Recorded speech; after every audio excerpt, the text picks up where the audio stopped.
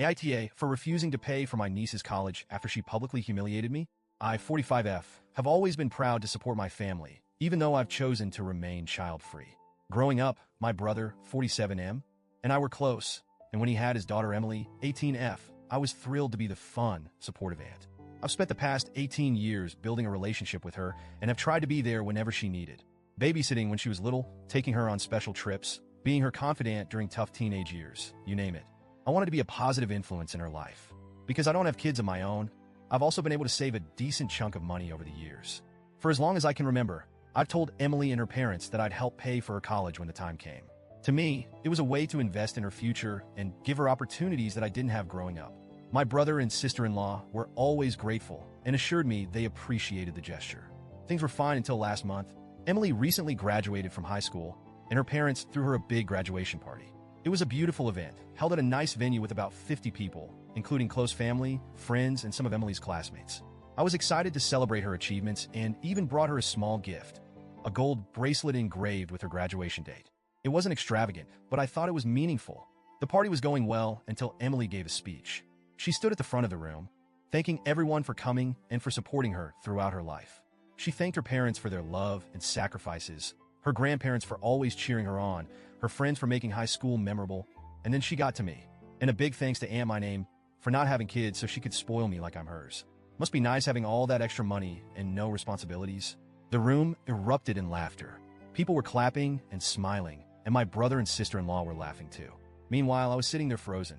My face felt hot, my heart was pounding, and I didn't know how to react. I managed a weak smile, but inside, I was devastated. Her words weren't just a joke to me. They felt dismissive and humiliating. It felt like she reduced all the love and effort I've poured into our relationship to nothing more than a punchline about my life choices.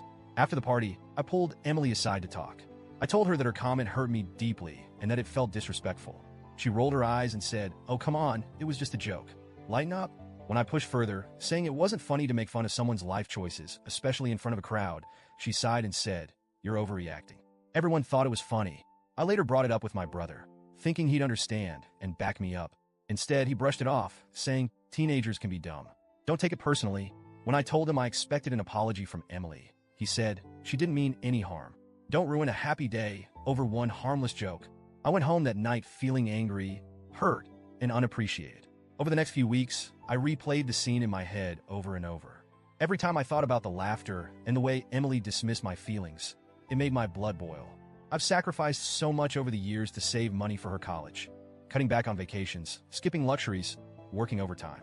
I did all of it because I wanted to help her succeed. But now, I'm questioning everything. After a lot of soul-searching, I decided to withdraw my offer to pay for her college.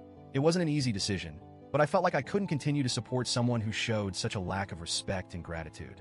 When I told my brother, he lost it. He called me selfish, petty, and vindictive. He said I was punishing Emily for a harmless joke and jeopardizing her future over my own insecurities. I tried to explain that it wasn't about the money. It was about the principle. Emily's words and attitude showed me that she doesn't value what I've done for her. My brother accused me of blowing things out of proportion and said I was being unfair to an immature teenager who made a mistake.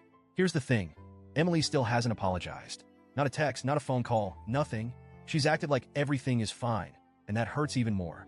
If she had shown even a little remorse, I might have reconsidered.